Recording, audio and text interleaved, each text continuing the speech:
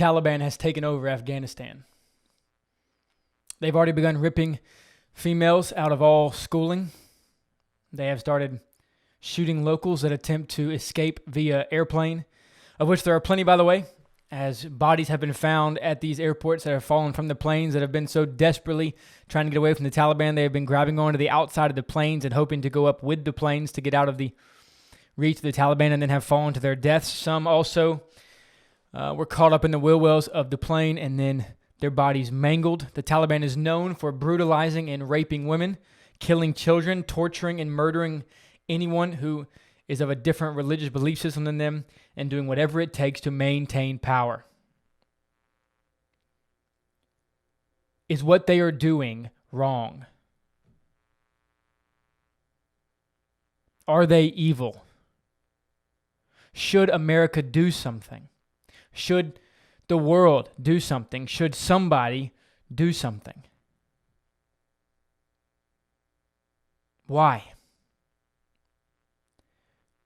Why is what they are doing wrong? Why is what they are doing bad or evil? What is your answer to that question? Especially if you're not a Christian.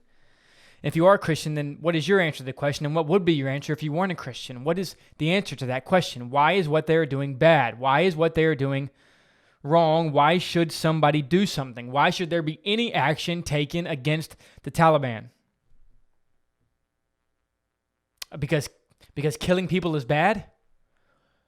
What does that mean, bad? What do you mean that killing people is bad? What does it mean that killing people is wrong? Why is it bad? For instance, if we are just sophisticated animals, is it wrong when one gorilla kills another gorilla for territory or for the rights to the women of the group? Is it wrong when one lion kills another lion to get all of the food to himself?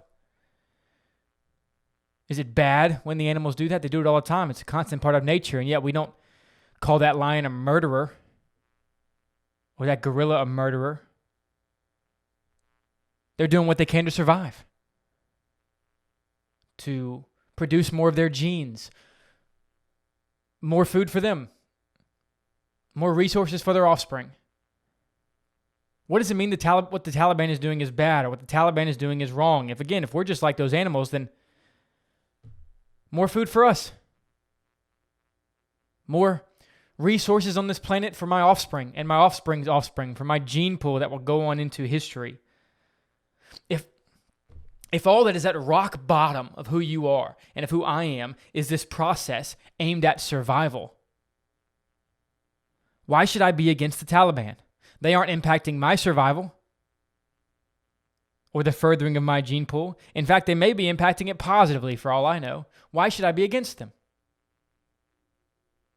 Why should I say that what they're doing is wrong? Why should I take actions to help quash what they are doing? And even if they were going to impact me, even if you say or you argue that I should be against them because they may come to America if they keep on gaining power, and then they may hurt me and mine, then what you're telling me is that my motivation to be against them should be foundationally and entirely selfish and self-motivated. That really all morality is looking out for me, looking out for myself, looking out for number one. Is that really what you believe? Really? That something is wrong because it may impact me negatively, because I should be against it morally, whatever that means, because I'm looking out for my own selfish gains?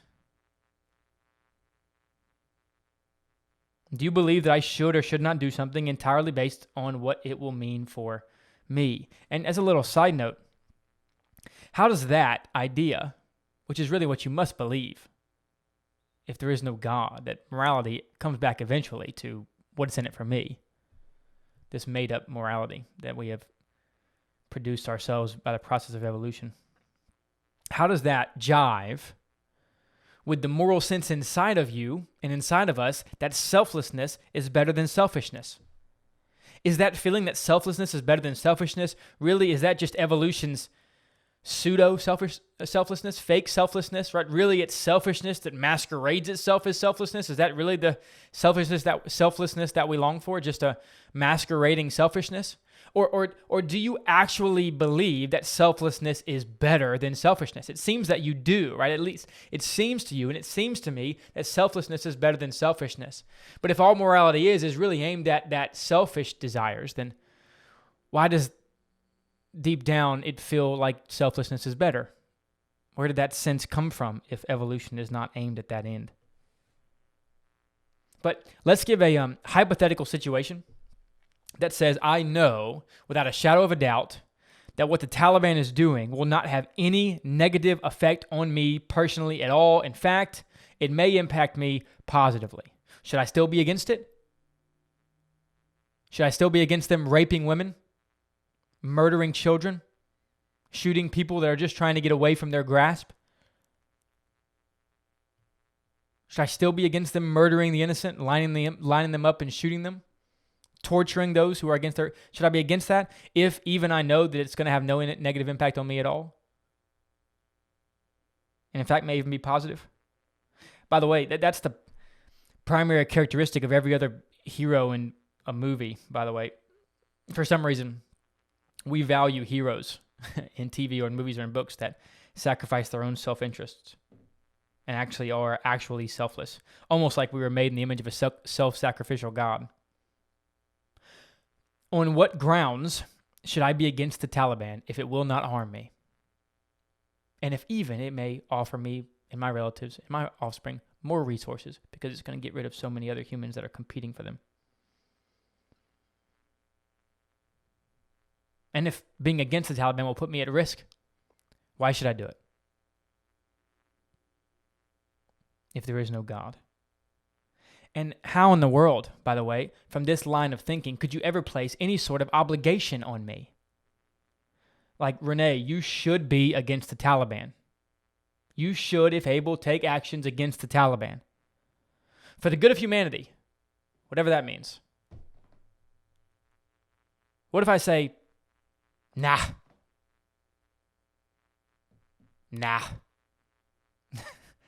Then what? Then nothing. I like chocolate and you like vanilla. There can be no real ought if there is no God. In an evolutionary, naturalistic worldview, there can be no real ought. Renee, you ought to be against the Taliban. Renee, you should be against the Taliban.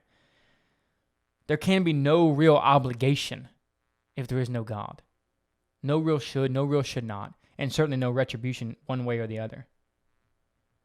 If evolution, by the way, is the source of morality, where morality comes from, then all evolution does, as an answer to these questions about morality, is explain why we feel something is wrong. But in doing so, explains why there actually isn't wrong objectively. We just feel that way because of evolution, but really it's nothing transcendent, it's nothing objective, it's not actually wrong, we just feel that it's wrong. Is what the Taliban is doing wrong under an evolutionary worldview? No. It's just them acting unfashionably with the herd morality. Renee, you should be against them for the good of humanity, like I said a moment ago. But the good of... Well, what's good for humanity? Thanos had one idea, right? If you haven't seen the Marvel movies, this illustration may not be helpful. Thanos had one idea of what was good for humanity, the universe. Iron Man had another. Who was right? Thanos made some sense, right? He made some good arguments. The universe is running out of resources, and eventually all humanity will die unless I do something. And so Thanos said, it is better for humanity for me to get rid of half of the population. That way the other half can actually survive and thrive. Yeah. Under an evolutionary worldview, that makes perfect sense. So why did everyone see him as the enemy and the villain in the film if he was just doing what was good for humanity? Because for some reason, we have this foundational sense that killing innocent people is wrong and that the ends in that way don't justify the means, that the good for people is not to kill the innocent people, even if it's good, even if it's a utilitarian net gain. That is still wrong and shouldn't be done to kill innocent people. Why were we against Thanos? Because even if it makes sense for the good of humanity, we know that there are certain things that shouldn't be done and that are wrong. Why? And goodness, on top of that, there are so many variables to decide what is good for humanity. How could we possibly know which decision would be good for humanity? Movies again. Think about every time travel movie you've ever watched, right? There's always this massive premise that says if you step on one roach or one rat, then that rat could have been the rat that fed the cat, that gave that girl hope, that birthed the child to become the president, and whatever. Right? That one little step or one little variant off of the current timeline could cause a massive difference in the future, right? The butterfly effect, this whole difference that would come from one little thing. Who could possibly know what will be good for humanity in the long run? What will be better for humanity? And again, what do we even mean by good? What do we mean by better? Better by whose definition? Good by whose definition? Who gets to decide what is good for humanity and how we should aim at that goodness? Is it better to have billions of people that live moderately happy lives or millions of people that thrive with an abundance of resources?